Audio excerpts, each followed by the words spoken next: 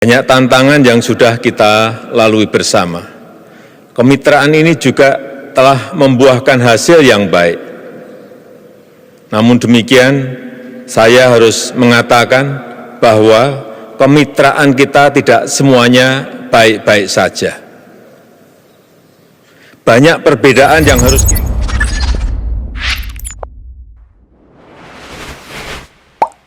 Halo sahabat Bagi Media, Indonesia tegas menolak menghadiri pertemuan penting antara Uni Eropa dan ASEAN tahun 2023 jika tidak segera menghentikan boikot terhadap minyak kelapa sawit Indonesia, juga dikenal sebagai CPO.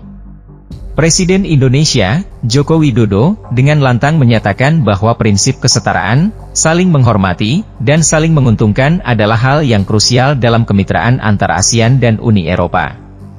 Ini bukanlah pertemuan biasa, karena Indonesia memegang kepresidenan ASEAN tahun 2023. Namun, hubungan antara Indonesia dan Uni Eropa semakin memanas. Uni Eropa telah melarang impor CPO dan bahan bakar biodiesel yang mengandung CPO dari Indonesia. Bahkan, mereka sedang menyelidiki apakah biodiesel Indonesia menghindari bea Uni Eropa melalui negara-negara lain. Semua ini terjadi dalam konteks ketegangan global dan perubahan geopolitik di Asia Tenggara. Indonesia memiliki posisi kuat dalam ASEAN. Kawasan ini memiliki pertumbuhan ekonomi yang positif, dan Indonesia, sebagai ketua ASEAN, ingin memastikan bahwa ASEAN tetap menjadi motor pertumbuhan dunia. Agenda Indonesia melibatkan pemulihan ekonomi, transformasi digital, dan keberlanjutan, yang mendapatkan dukungan dari mayoritas anggota ASEAN. Pertemuan ASEAN-Uni Eropa tahun ini diprediksi akan penuh perdebatan dan ketegangan. Namun, Uni Eropa telah berkomitmen untuk menginvestasikan 10 miliar euro di Asia Tenggara, fokus pada energi, transportasi, dan digitalisasi. Hal ini diharapkan dapat mendukung transisi menuju ekonomi hijau di kawasan ini dan menciptakan peluang ekonomi baru.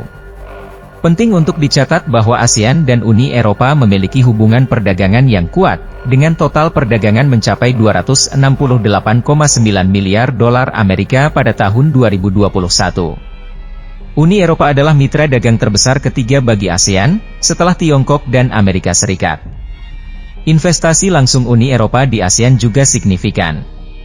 Bagi Indonesia, nilai perdagangan dengan Uni Eropa mencapai 29,1 miliar dolar Amerika pada 2021, dengan ekspor sebesar 18 miliar dolar Amerika dan impor sebesar 11,1 miliar dolar Amerika. Investasi langsung Uni Eropa di Indonesia mencapai 2,5 miliar dolar Amerika, menjadikan Uni Eropa sebagai sumber FDI terbesar kedua di Indonesia setelah Tiongkok.